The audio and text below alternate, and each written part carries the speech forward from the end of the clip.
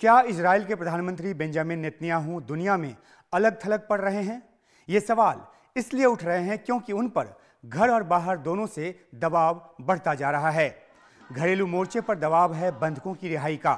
तेल अवीव में बंधकों के परिजनों के साथ हजारों लोग सड़कों पर हैं। वे किसी भी तरह से हमास के साथ डील कर बंधकों की रिहाई चाहते हैं। नेतन्याहू ने फिर से बातचीत के संकेत भी दिए हैं। मोसाद प्रमुख कतर के पीएम से मिल चुके हैं और इस दिशा में बातचीत आगे बढ़ रही है। दूसरी तरफ नेतन्याहू पर दुनिया के देशों का भारी दबाव है।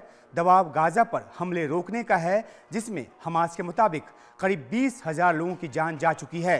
गाजा की 23 लाख आबादी का 85% हिस्सा शरणार्थी बन चुका है। यूएन के मुताबिक गाजा की आधी आबादी दक्षिणी गाजा के इजिप्ट से लगने वाली राफा सीमा के आसपास समेट दी गई है। वहां खाने पीने की चीजों की भारी किल्लत है। गाजा में घोर मानवीय त्रासदी की स्थिति है और इन सब वजहों से दुनिया के कई देश जो पहले हमास के खिलाफ पूरी तरह से इजराइल के साथ थे, अब उनके सुर बदलने लगे हैं। अमेरिका इजराइल के साथ पूरी तरह से खड़ा रहा है, लेकिन अब इस बीच इजराइल के पीएम नेतन्याहू और अमेरिकी राष्ट्रपति जो बाइडेन के बीच खाई गहरी होती जा रही है। तुरंत युद्ध विराम को लेकर यूएनजीए में जो प्रस्ताव है वो मंजूर हो चुका है। हालांकि इजराइल के साथ अमेरिका ने भी इस प्रस्ताव के खिलाफ वोट किया, लेकिन अमेरिकी राष्ट्रपति जो बाइडेन नेतन्याहू को अंतर्राष्ट्रीय समर्थन खोने की चेतावनी दे चुके हैं। उनको अपनी कठोर दक्षिणपंथी सरकार में बदलाव को कहा है। बाइडेन 2 राष्ट्र समाधान की सलाह दे चुके हैं नेतन्याहू को, लेकिन नेतन्याहू मानने को तैयार नहीं।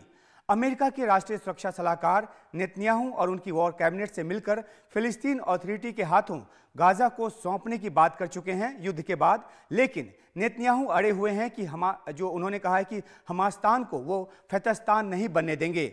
इजराइल युद्ध के बाद भी वो गाजा से अपनी सेना हटाने को तैयार नहीं है। अरब देशों में इजराइल को लेकर भारी नाराजगी पहले से ही है और इसका असर दूसरे देशों में जो जनसमर्थन है उस पर भी पड़ रहा है। अमेरिकी रक्षा मंत्री लॉयड इजराइल, बहरीन और कतर के दौरे पर हैं। मकसद पश्चिमी एशिया में शांति और स्थिरता लाना है। जर्मनी और यूके के विदेश मंत्रियों ने न्यूयॉर्क टाइम्स में आर्टिकल लिखकर सस्टेनेबल सीज फायर पर जोर दिया है।